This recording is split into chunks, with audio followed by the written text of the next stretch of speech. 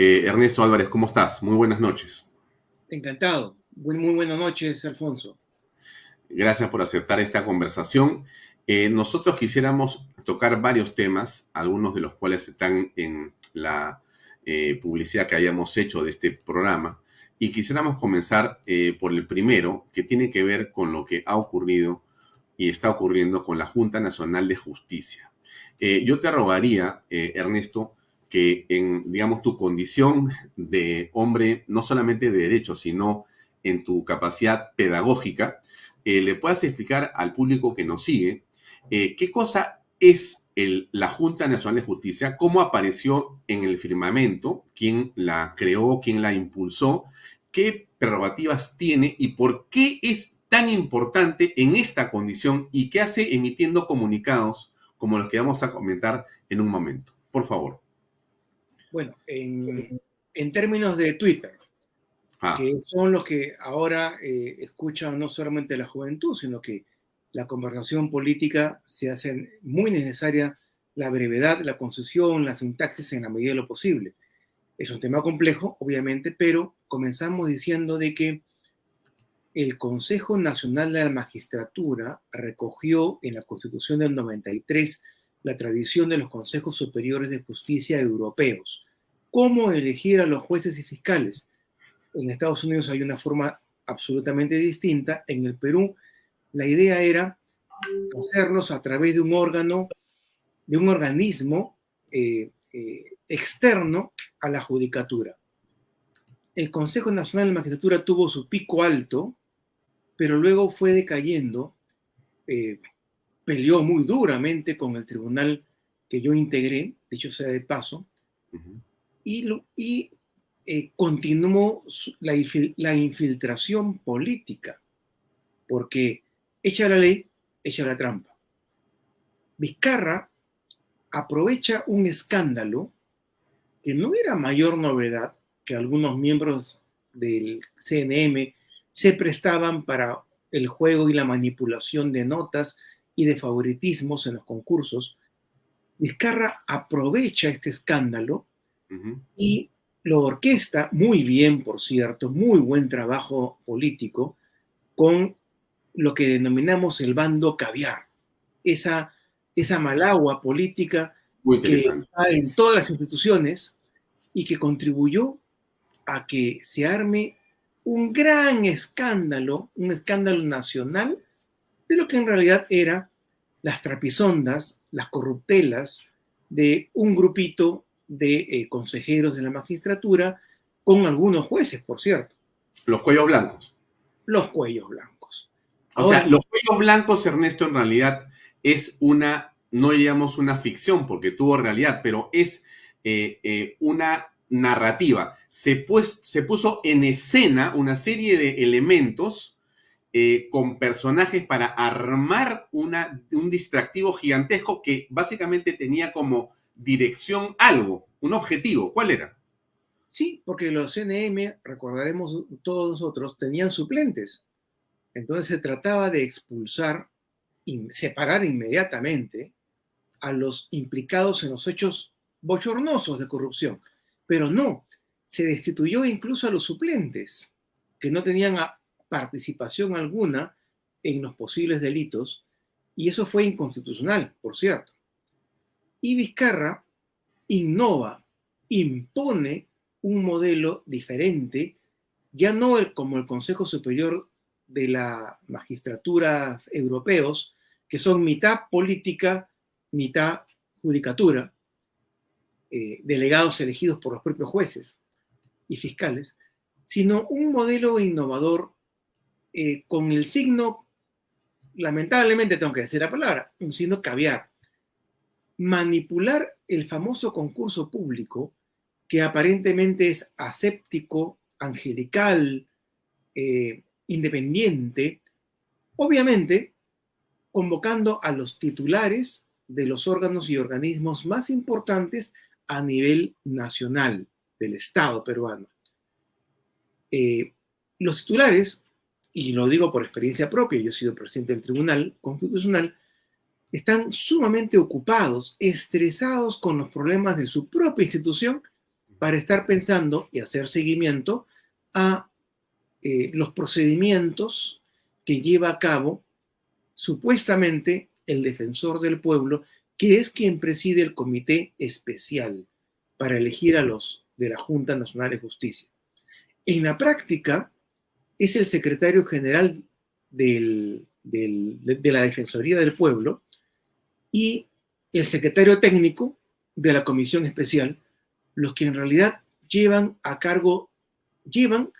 el ritmo de todos los procedimientos, el pequeño detalle, que es donde el diablo tienta a los pecadores, y allí es donde se establece una serie de requisitos burocráticos y en los cuales el secretario que maneja la comisión realmente determina que Alfonso Baella no reúne los requisitos porque no presentó una declaración por la cual decía que no tenía ninguna relación, ningún vínculo con las personas que tienen que ver con el Poder Judicial.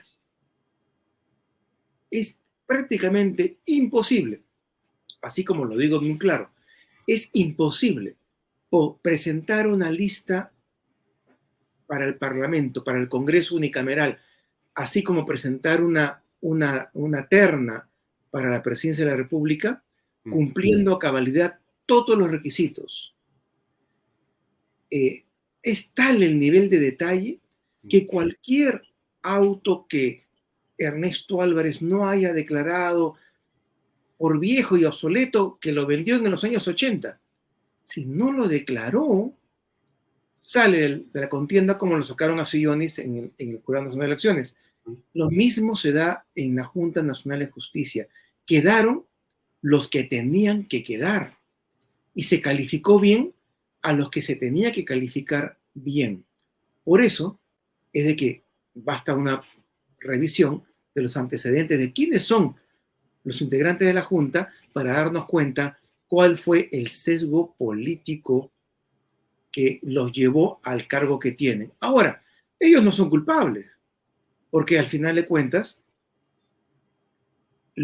al igual que en el Tribunal Constitucional, hay un deber de ser desagradecidos con aquellos que han apoyado una candidatura, porque el deber con el país, el deber que nos impone el cargo, es más importante que ser agradecidos con aquellos que, en verdad o en mentira, impulsaron determinadas candidaturas.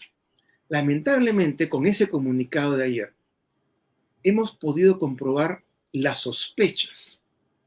Existe un sesgo político de grupo de agradecimiento de, por lo menos, buena parte de los integrantes de la Junta Nacional de Justicia, con aquel grupo oculto en la sombra, es el poder oculto en el Perú, que los llevó al cargo.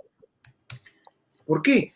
Porque todos ellos forman parte de una organización que en otros tiempos, en el siglo pasado, llamaríamos un partido político, porque actúan de manera estratégica, llevan a cabo tácticas para lograr objetivos políticos determinados. Pero a diferencia del siglo pasado, a diferencia de lo que ocurría con los partidos políticos, esta gente no está sujeta al escrutinio ni representa a elector alguno.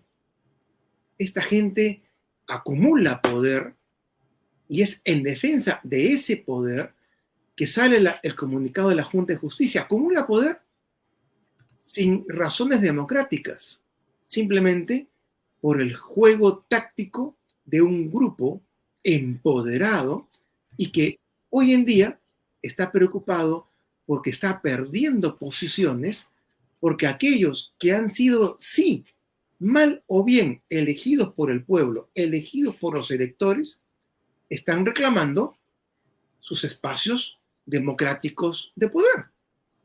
Y eso les escandaliza, eso les indigna. Y eso es lo que está pasando.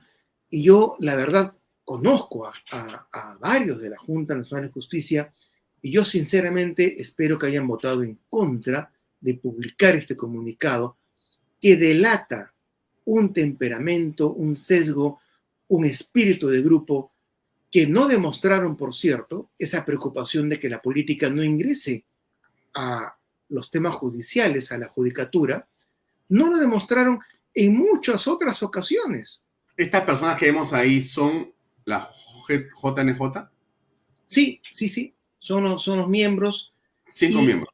5 miembros, y no lo demostraron, no emitieron comunicado alguno cuando la política, la presión mediática, la presión política hizo de que distinguidos o discutidos fiscales y jueces fuesen separados de la carrera por hechos que en realidad no constituían en verdad causales determinantes para poner fin a la carrera de un magistrado. Y por último, no guardaron el mismo criterio para aquellos que forman parte, o por lo menos se dice que forman parte, de ese grupo caviar que existe en la judicatura y existe en la política peruana, cuando cometieron las mismas causales, los mismos hechos, las mismas conversaciones, con el mismo tráfico de influencias, con las mismas personas controvertidas, arrojaban un resultado diferente. En unos desaprobatorio, en otros aprobatorio. Y eso, como profesores universitarios sabemos de que eso es parcialidad, es arbitrariedad y que exige una solución, si no inmediata, una solución mediata.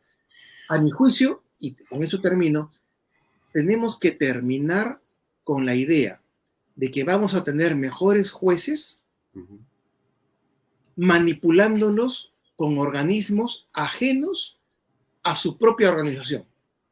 ¿Por qué es prestigiosa la carrera diplomática en el Perú? Porque no hay ningún político que se atreva a imponer el ascenso a embajadores o a consejeros o a ministros, consejeros en la carrera. No, ellos mismos tienen cerrada su carrera y la cuidan.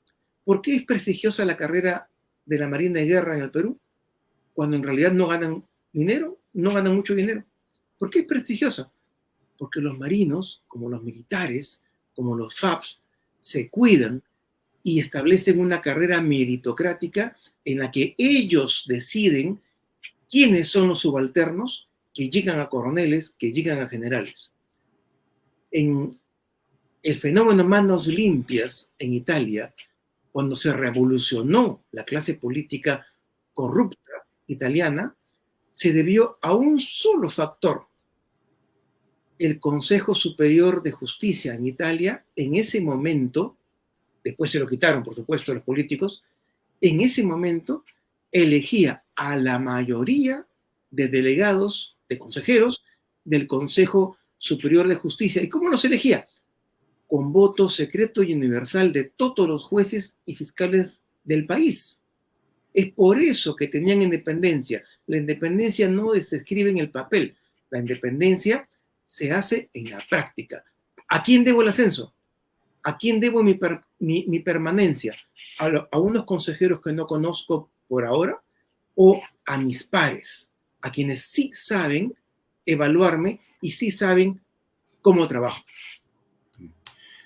Podríamos decir que la Junta Nacional de Justicia es en realidad una hechura de Martín Vizcarra, claramente. Sí, por supuesto, es una creación de él. Obviamente a un ingeniero seguramente no se le ocurrió el modelo, le han recomendado, así como le recomendaron la no reelección de los congresistas, a alguien tuvo la brillante idea de recomendarle que los 5 fuesen elegidos por un concurso público que se podía manejar. Los concursos públicos en nuestro país, por favor, ya estamos bien grandes, ya ha transcurrido muchos años. Todos sabemos, los muchachos de la universidad que postulan antes al CAS y ahora postulan para algunos pocos puestos que quedan para los jóvenes en el Estado, saben perfectamente que los concursos se manipulan, se preparan y se manejan. En esa línea de pensamiento, Ernesto, tú podrías colegir que el comunicado en realidad lo que está haciendo es evidenciar la cercanía de Zoraida Ábalos con Martín Vizcarra. ¿Cómo Sí, puedes entender esta posición que por se supuesto. esgrime Hay, en hay ese documento? un, hay un triángulo donde Martín Vizcarra, que es una persona muy hábil, ha tejido una red con, con elementos, con personajes, eh, preparados que han ofrecido su trayectoria al triunfo del programa político de Vizcarra. Esto es legítimo, si, sería legítimo si fuese a través de un partido político siguiendo las reglas democráticas. No es legítimo cuando no sigue las reglas democráticas y se presenta en forma enmascarada, en forma soterrada. Este comunicado, más allá del texto, que pues lo podemos discutir párrafo por párrafo, más allá del texto es absolutamente inoportuno e injustificado. El Congreso tiene la potestad de ejercer control sobre, sobre cualquier fiscal suprema. Tiene esa prerrogativa. No se sabe en realidad si hay los votos suficientes para acusar constitucionalmente a Zoraida Ábalos, que puede ser culpable o puede ser inocente. Ni siquiera se sabe si hay los votos suficientes. ¿A qué? ¿Por qué? ¿Quién decidió emitir este comunicado? Que es absolutamente injustificado, inoportuno, porque bien podría someterse a votación la acusación constitucional y tener solo una minoría de votos y pasar al olvido.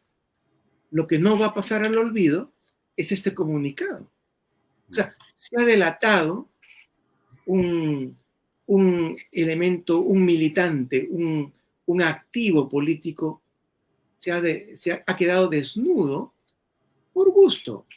Me gustaría, Ernesto, si es posible, te leo los párrafos uno por uno y me haces un comentario breve para orientarnos. El primero dice, bueno, esto es sobre la independencia del sistema de justicia, es el titular de este documento, y dice así el primer de los 5 numerales. Dice, en el diseño constitucional de la Junta Nacional de Justicia subyace su condición de garante de la independencia de los jueces y fiscales del Perú en todos sus niveles. A ella se le han reservado con exclusividad las facultades de selección, nombramiento, evaluación parcial, ratificación y sanción de los magistrados para alejar tales procedimientos de toda intervención política o de cualquier otra índole. Cumple así una delicada función en el sostenimiento de los necesarios equilibrios propios de un Estado democrático y constitucional de derecho. Bueno, absolutamente sesgado. Ellos tienen la posibilidad de sancionar a magistrados, pero el mismo ordenamiento constitucional que invocan establece que el Congreso de la República puede acusar constitucionalmente no solamente a los jueces y fiscales supremos, sino también a los miembros del Tribunal Constitucional cuando juzga que han excedido sus funciones, cuando juzga que han tenido inconductas o cuando juzga de que su actuación deviene en inconstitucional o antidemocrática. Esa es parte también de las funciones que las adjunta, que le determina la Constitución. O sea, ¿por qué leer la Constitución en un extremo y no leerla en el otro? Voy al punto. Además, me quedo corto. Sí. No puede hablar de independencia de los jueces y fiscales, los miembros de un organismo extraño a la judicatura que los ratifica, los sanciona, los evalúa sin que ninguno de los miembros haya tenido una experiencia destacada como juez o como fiscal. ¿Cómo puedo evaluar yo a un periodista? Dímelo, Alfonso. Debería ser ¿Cómo, alguien que está vinculado a la cómo comunicación, puede ¿no? un periodista evaluar correctamente a un abogado litigante? Claro, porque ya es una especialidad en realidad, ¿no es cierto? No es un cargo genérico. Especialidad y cómo puede haber concursos y cómo puede haber ratificaciones en Claro. función a congresos, eventos, Mm, libros escritos, cuando un juez y un fiscal no tienen tiempo ni siquiera para su familia, mm. por la carga procesal que manejan. ¿Cómo se puede evaluar la ratificación de un buen juez o mal juez en función a una tabla elaborada por académicos? Por Voy al tanto, segundo punto. no pueden hablar de independencia. Voy al segundo punto. Es sobre ese fundamento que la Junta Nacional de Justicia se permite invocar respetuosamente a los señores y señores representantes en el Congreso de la República la mayor reflexión en torno de la acusación constitucional que se tramita contra la exfiscal de la Nación, Zoraida Ábalos Rivera, teniendo a la vista que las imputaciones en su contra guardan relación con el criterio jurídico adoptado en el ejercicio legítimo de la función fiscal como expresión de su propia independencia. Como quien dice, no la puedes juzgar ni acusar porque ella ha opinado, nada más. Ahí hay dos cosas. A ver, eh, ha habido opiniones que han justificado el cese de una persona pública, del cargo público. Cuando una opinión es antidemocrática, es discriminadora, racista, inconstitucional, deviene obviamente en la pérdida del cargo. En este caso, la Constitución prevé que sí puede ser pasible de una acusación constitucional. Esto es un tema que necesita votos. Posiblemente Zoraida Ábalos no tenga nada de qué preocuparse. Además, el problema es qué sucederá después cuando el Congreso apruebe una moción para solicitar que la Junta Nacional de Justicia considere de manera especial a la ratificación de un señor juez, porque el Congreso considera que es un juez correcto en su proceder. ¿Dónde está la separación de poderes? Perfecto. Voy al ¿Podría el punto. Congreso opinar y dar su opinión en un comunicado público a la Junta Nacional de Justicia, por ejemplo, para que recoja la jurisprudencia internacional, la jurisprudencia de la Corte Interamericana, y se olvide de ratificaciones de los jueces, que eso sí, atenta contra la autonomía de los jueces, dicho por la Corte Interamericana? También podría hacer varias recomendaciones, pero se puede realmente, diríamos nosotros, por más razón que puedan tener los del Congreso, Totalmente. pueden hacer recomendaciones en torno a la labor que la Constitución le otorga a la Junta. No, todos diríamos, oiga, respete el ámbito de actuación. Ustedes tienen el ámbito político, el político constitucional, y la Junta tiene un ámbito jurisdiccional técnico.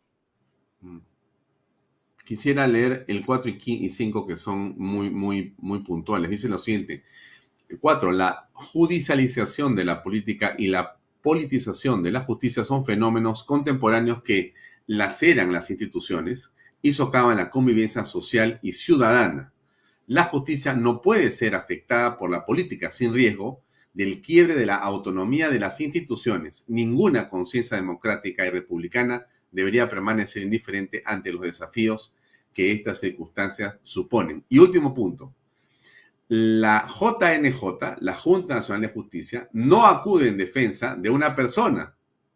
Este órgano constitucional autónomo defiende garantías universales propias de la función judicial y fiscal que le son al mismo tiempo de la estabilidad de nuestras instituciones y de nuestra propia democracia. A ver, el fenómeno de la judicialización de la política, o sea, que los políticos, en lugar de atacar las ideas políticas de los adversarios, los quieran meter a la cárcel, es un fenómeno en realidad del siglo pasado, al igual que la politización de la justicia. Precisamente los consejos superiores de justicia europeos fueron diseñados para evitar la politización de la justicia. Ahora, la única forma de evitar que la política ingrese a la justicia es dándole plena autonomía para elegir a las autoridades que van a manejar los destinos, ascensos, ratificaciones de los jueces y fiscales a los propios jueces y fiscales. No hay otro modelo, no existe. En todos los demás modelos interviene la política. Ahora bien, lo curioso es que ese párrafo, el cuarto, confunde.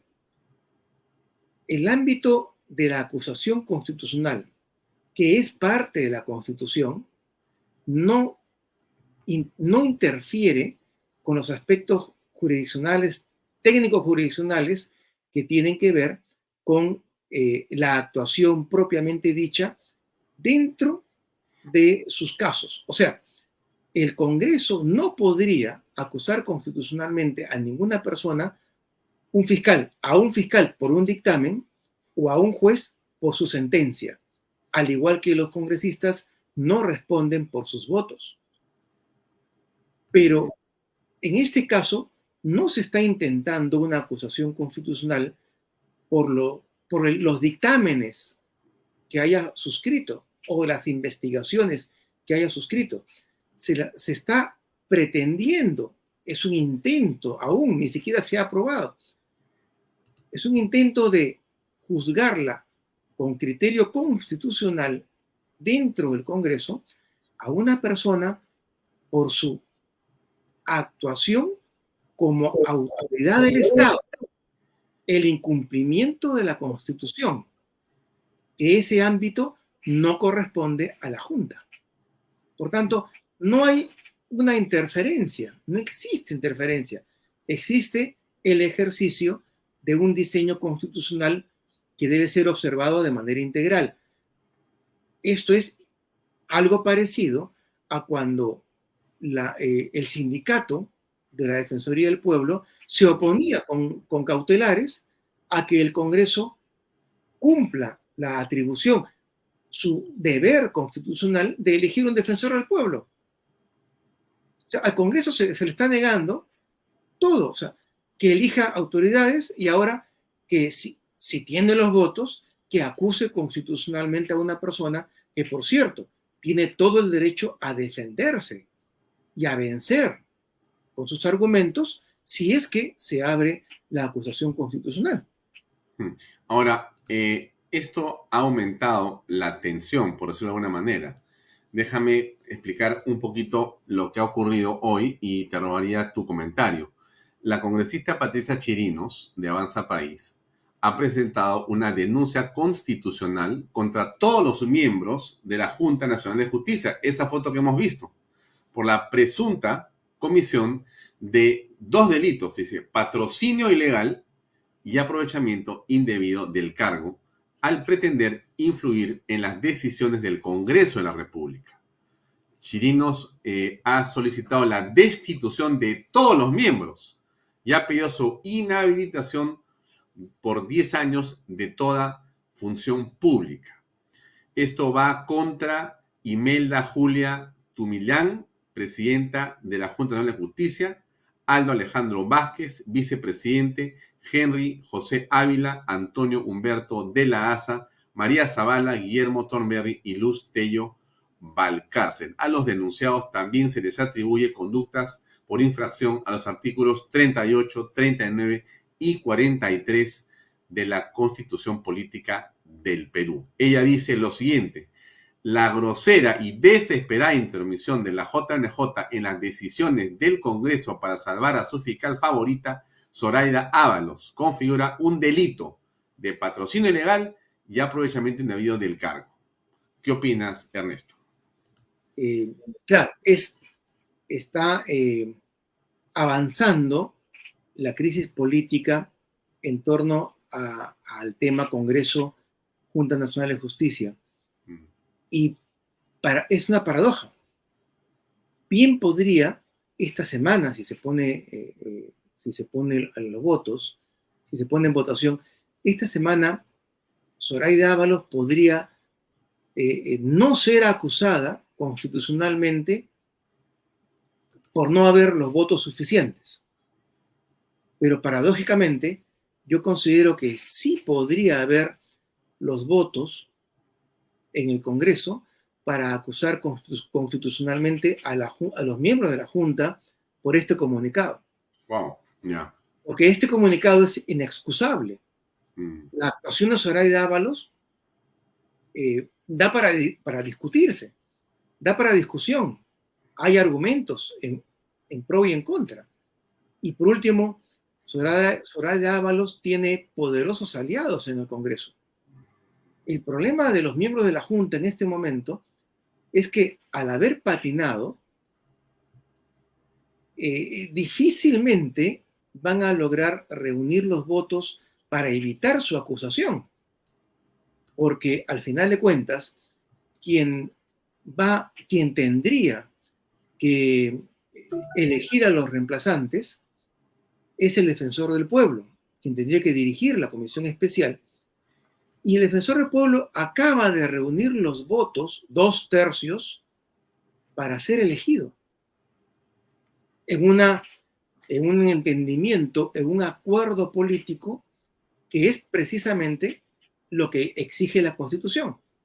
Por tanto, el acuerdo político que ha llevado al defensor del pueblo al cargo podría ser el mismo que lleve a los miembros de la Junta Nacional de Justicia a una acusación constitucional, y allí sí sería un tema muy serio. ¿Por qué? Porque creo que sí hay los votos, sí tendría los votos.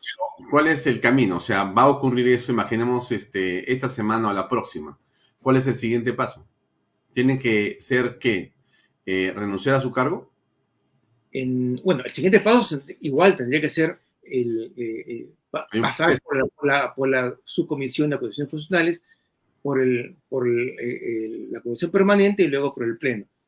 Pero si este proceso avanza, yo creo que los miembros de la Junta no son políticos para soportar la dureza de la presión, y creo que tendrían que renunciar para dejar a salvo su honor. Palabra es muy poco común en esta época.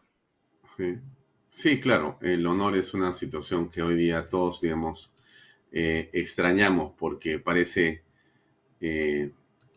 inexistente en algunas personas. Como te digo, Alfonso, la verdad es de que Zoraida Ábalos, que no es de mi simpatía, podría ser inocente de los cargos que se le acusa.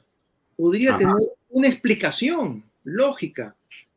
Podría haber zonas grises. Podría simplemente no haber los votos para ser acusado. Pero el comunicado es inexcusable. El comunicado es en sí mismo una falta constitucional. Es una infracción constitucional manifiesta. Yo creo que los miembros de la Junta no han calibrado. Puse un tuit en la mañana. Sinceramente no me imagino, yo me pongo en los zapatos de los consejeros, de los miembros de la Junta, y no me imagino aceptando ese texto por más presión política interna que pueda haber existido. Ese texto, cualquiera que sea cómo sea parafraseado, en realidad es una defensa del órgano controlador de la judicatura a una fiscal suprema. Completamente increíble, ¿eh? Increíble. ¿Qué tal patinar? Por más que uno diga, yo no estoy defendiendo a una persona, estoy defendiendo principios, pero la oportunidad, la mención en el primer párrafo. Y en el último. Es perfectamente personalizada. Es así como todos sabemos de que no puede haber una ley con nombre propio, Así también el órgano que controla, no que defiende la independencia de los jueces, porque al contrario, la existencia misma de una junta atenta contra la autonomía e independencia del Poder Judicial y del Ministerio Público. Pero el hecho de haber publicado el comunicado en sí mismo ya es una infracción constitucional. Y como te digo, los políticos, la misma alianza que forjó el acuerdo político que llevó al defensor del pueblo, a Josué Gutiérrez, puede estar interesada, políticamente interesada, en reformar íntegramente la Junta Nacional de Justicia, ya no esperando el vencimiento de su mandato. Ellos han entregado prácticamente sus cargos al mismo Congreso que pretenden frenar. Bueno, nos queda muy poco tiempo, pero no quería dejar de preguntarte por el defensor del pueblo. Si me puedes dar tu breve opinión, por favor, en torno a ese tema. Publiqué en Expreso el lunes un artículo que decía más o menos de Jorge Santisteban, de Noriega, a Josué Gutiérrez. El problema es de que quienes eligen, o sea, a ver, aquí no hay incumplimiento de la Constitución, acá hay incumplimiento de la Constitución. El problema es que la Constitución se hizo en un momento en que había clase política, había partidos políticos, aunque golpeados, maltratados, vilipendiados, cosa que mucha gente todavía recuerda y todavía cree que los partidos políticos son malos y que el líder populista, el eventual demagogo, es el bueno. En realidad, la falta de partidos políticos es lo que ha producido un defensor del pueblo que, siendo un político hábil, siendo un asesor caracterizado, porque él es el que ilustra a todas las bancadas de izquierda, o sea, no le quitemos mérito, tiene mérito político, pero no tiene trayectoria jurídica, profesional, que lo avale para ejercer la defensa no solamente de unos grupos pequeños de acuerdo a una agenda internacional que financia en parte a la propia Defensoría, sino para defender los problemas de todos los peruanos. No tiene condiciones de político, sí. José Gutiérrez va a ser un político cuando vaya al Congreso, cuando esté en el Congreso, pero no puede ser un defensor del pueblo, no está calificado para ello. Lo que ha sucedido es consecuencia directa de la falta de partidos políticos y por eso invoco, y termino con esto, tenemos que hacer que los jóvenes ingresen a la política, tenemos que hacer que sea fácil formar partidos políticos y que sea fácil presentar a los mejores profesionales al Congreso y al Ejecutivo. Bien, se nos acabó el tiempo. Ernesto, como siempre, es más que un gusto que nos acompañes. El público te agradece muchísimo. Tu capacidad y tu conocimiento nos ayudan mucho a los peruanos a poder aclarar las sombras de este momento. Así que muchas gracias por acompañarnos este tiempo ahora, este día aquí en Vaya Talks por Canal B. Muy amable. A tus órdenes.